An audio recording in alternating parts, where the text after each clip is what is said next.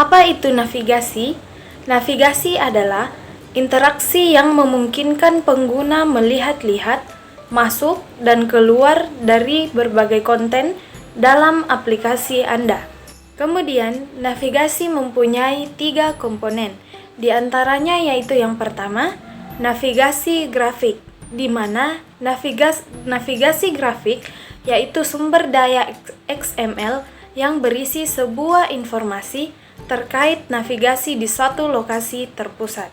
Kemudian yang kedua yaitu navhost, di mana navhost adalah kontainer kosong yang menampilkan 7 dari grafik navigasi Anda. Kemudian yang ketiga yaitu nav controller, di mana nav controller yaitu objek yang mengelola navigasi dalam sebuah navhost. Nav controller mengatur pertukaran konten tujuan di navhost saat pengguna menggunakan aplikasi Anda.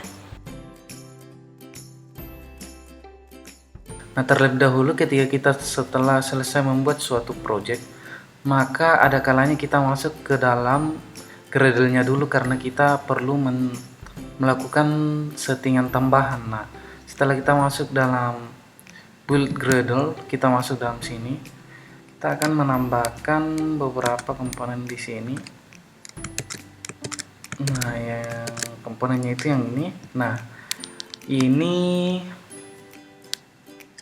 akan saya tampilkan di deskripsi video nanti. Teman-teman tinggal perhatikan saja karena di sini saya hanya akan menjelaskan alur pembuatan navigation component saja. Nah, setelah kita menambah di sini, kita akan masuk ke dalam res di sini. Kemudian kita melakukan new, kemudian Android resource file. Nah, setelah mengklik Android resource file, kita memberikan nama di sini. Nah, karena di sini saya sudah membuatnya, maka akan muncul di navigation. Nah, untuk cara pembuatannya itu kita masuk di sini, kemudian memberikan nama, misalkan tes navigasi, kemudian masuk di values, masuk di navigation, kemudian klik OK. Nah, karena saya sudah membuatnya, kita masuk di dalam sini, maka yang tampil itu akan seperti ini. Nah, di sini saya sudah membuat desainnya juga. Nah, desainnya ini itu saya akan berikan linknya di deskripsi video. Nah, di dalam sini di desainnya itu navigation component itu contohnya itu seperti ini, teman-teman. Bentuknya itu seperti ini, yang ada alur-alurnya ini. Nah, ini dia alur-alurnya. Kemudian balik lagi ke sini. Misalkan di bagian awal game, start game ini, kita tinggal menarik komponen yang ini ke sini. Setelah gamenya berjalan, kemudian ke game over, kemudian balik lagi ke game awal. Nah, ini dia alurnya. Nah, untuk menentukan yang mana yang akan dijadikan home, teman-teman tinggal pilih. Misalkan kita mau membuat menu utamanya itu di game running ini. Nah, tinggal klik yang ini. Nah, atau halaman awalnya itu adalah di start game. Kita balikinnya. Nah, sekian untuk alur-alurnya. Kemudian kita masuk dalam desain dari halaman ininya, teman-teman.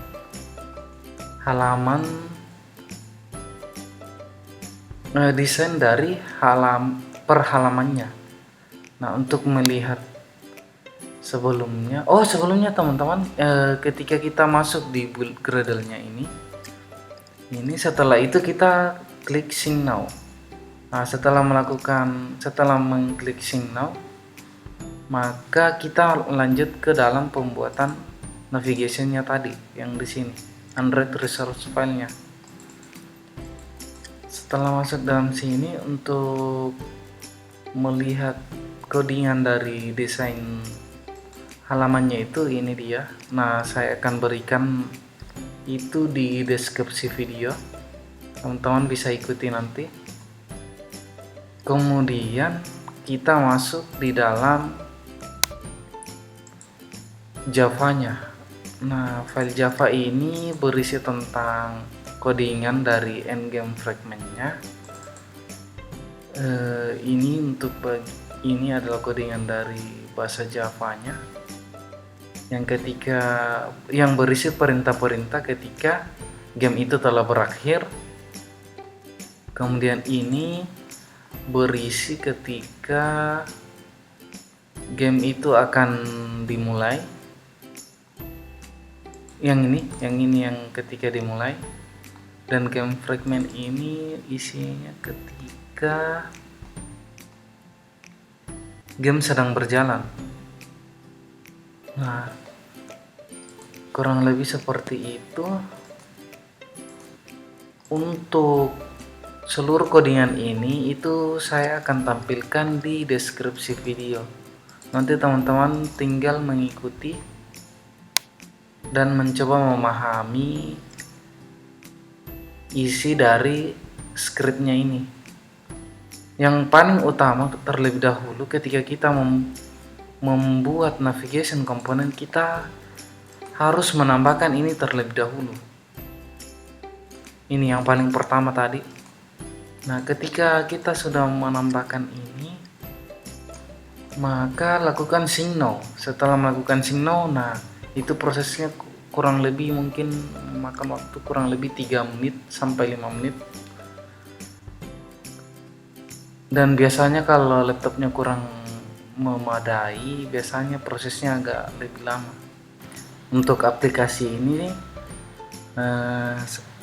saya menghubungkan ke HP saya, dan ketika kita menghubungkan HP kita ke dalam laptop kita, itu akan muncul notifikasi di sini. Akan muncul merek HP-nya kalian. Akan tetapi bila tidak menghubungkan ke HP bisa menggunakan yang ini. Tapi itu agak berat dan itu memakan cukup banyak RAM, tapi lebih bagus ketika kita menggunakan HP, menghubungkan di HP. Nah, contohnya itu setelah saya running adalah seperti ini. Kita tunggu gradalnya. Dan ya, caranya seperti ini.